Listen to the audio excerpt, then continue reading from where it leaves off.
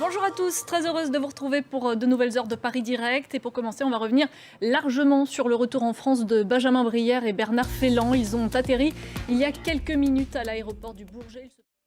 Ils sont donc libres et de retour en France. Deux anciens détenus français en Iran, Benjamin Brière et Bernard Féland. Ils sont arrivés à l'aéroport du Bourget il y a quelques minutes. On retrouve tout de suite Antoine Feneau en direct de l'aéroport du Bourget. Antoine, la presse a été tenue à l'écart de ce retour en France qui se fait manifestement dans la plus stricte intimité. Merci beaucoup Antoine, on vous retrouvera dans les prochaines minutes si jamais il y avait de nouveaux événements à nous communiquer. Mariam Pirzadeh est également avec nous. Bonsoir Mariam. Bonsoir Mariam. Qu'est-ce qu'on sait exactement des conditions de libération de Benjamin Brière et de Bernard Féland? Pourquoi eux, sachant qu'il y a plusieurs Français encore détenus en Iran? Alors, on ne sait pas grand-chose de leurs conditions, de ce qui a été échangé contre leur libération, mais on peut imaginer, en tout cas sur les 7 détenus français en Iran, c'était les 2 détenus qui étaient dans le plus mauvais état de santé. Vous l'avez dit, on va peut-être le voir à l'image, ces photos d'eux juste après leur sortie de prison, qui sont tout de suite allés à l'hôpital de Machhad.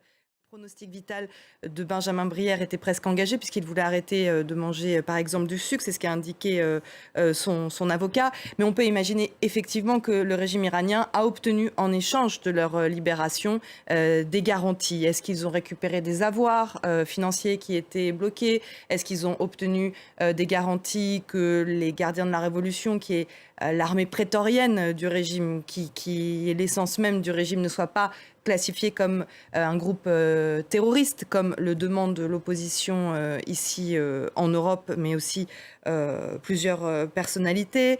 Il y a aussi des détenus iraniens qui sont en prison en Europe. Rappelons juste 2 cas de 2 anciens otages français. Clotilde Rice en 2009, elle est libérée contre un détenu iranien qui avait assassiné Chapour Bakhtiar, qui était un opposant de la République islamique. Et plus récemment, Roland Marshall, c'était en 2020, il avait été échangé. Voilà, on voit regardez la photographie donc, de Benjamin Brière et de Bernard Féland à leur sortie de prison. Voilà, parce qu'ils n'étaient pas sûrement en état de parler à la presse et de se tenir debout. On les voit extrêmement affaiblis. Et quand on est otage d'État en Iran, mais quand on est aussi un prisonnier, il y a beaucoup de détenus iraniens en ce moment dans les geôles du pays. La solution, c'est de faire une grève de la faim et c'est un moyen de pression. C'est comme ça que notamment Jafar Panahi, un réalisateur iranien, avait été libéré. Je finis juste sur Roland Marshall, qui est libéré en 2020. Il est libéré contre un ingénieur iranien qui est détenu en France, près d'Aix-en-Provence, et dont les États-Unis demandent l'extradition. Donc il y a forcément quelque chose qui a été négocié, c'est évident. On le saura un jour, mais on ne le sait pas officiellement encore aujourd'hui. Alors justement, pour tenter quand même d'en savoir un peu plus sur ces conditions de libération, on va retrouver à Téhéran notre correspondant Siavosh Ghazi. Siavosh, d'après vous, comment expliquer ce geste de l'Iran, on peut parler d'un geste, envers la France? Merci beaucoup Siavosh Ghazi. Mariam Pirzadeh, on vient de comprendre qu'il n'y a pas que des Français qui sont actuellement détenus en Iran. Combien sont-ils les Européens que l'Iran détient actuellement dans ses geôles? Alors c'est très compliqué à savoir. On estime qu'il y a environ une quarantaine de détenus. Vraiment, la politique d'otage d'État, c'est la marque de fabrique de la République islamique depuis le début. D'ailleurs, la République islamique se fonde avec la prise d'otage de l'ambassade américaine en 79 pendant plus d'un an. Donc c'est très compliqué. Et il y a une difficulté pour les familles de dire, de médiatiser ou non les arrestations de leurs proches, parce que très souvent, les ministères des Affaires étrangères préconisent de ne rien dire pour l'instant pour tenter de négocier. D'ailleurs, on sait qu'il y a un Français détenu en Iran dont l'identité n'a pas été révélée à l'heure actuelle. Le Quai d'Orsay refuse de donner son identité. Donc, il y a Fariba Adelkha, dont Siavosh parlait à l'instant. Elle est normalement libérable, plus de charges ne pèsent contre elle, et donc 4 autres détenus et quelqu'un qu'on ne connaît pas. Olivier Van de Castel, c'est un cas très intéressant parce que il est arrêté vraiment... Lui, c'est un Belge. Il est belge. Il est arrêté alors qu'il va en Iran pour finir ses affaires. C'est un humanitaire, moi je le connais personnellement. Il est vraiment un humanitaire qui faisait attention, qui ne donnait pas d'interview aux médias, qui s'est beaucoup occupé des réfugiés afghans. Et en fait, il est pris en otage parce qu'au même moment, il y a un ressortissant iranien que le régime veut récupérer, qui a donc fomenté un attentat sur le sol français. La Belgique va même jusqu'à imaginer un traité d'extradition, en fait, un traité d'échange pour pouvoir échanger ces deux prisonniers. Les Iraniens annoncent que l'échange est imminent. Les Belges réfutent cette information en disant que rien n'est fait.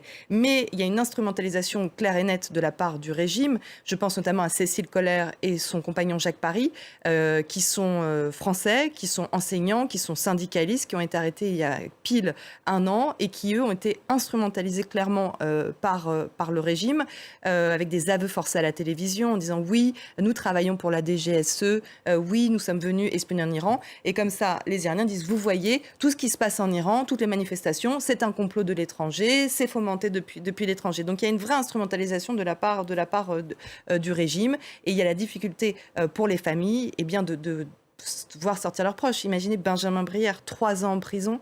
Imaginez les conditions de détention. Ils étaient tous les deux dans l'une des pires prisons d'Iran. Elles sont toutes horrible, évidemment.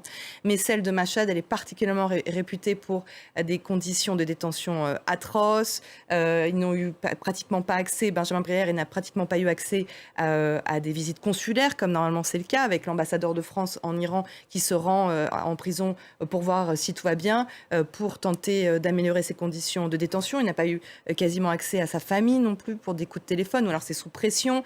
Pareil pour Cécile Coller, qui s'est très peu entretenue avec sa famille depuis un an.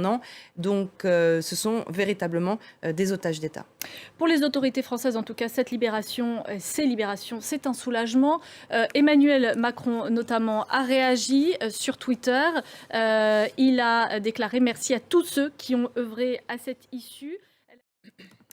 Voilà pour la réaction des autorités françaises. Les autorités iraniennes maintenant ont elles aussi réagi.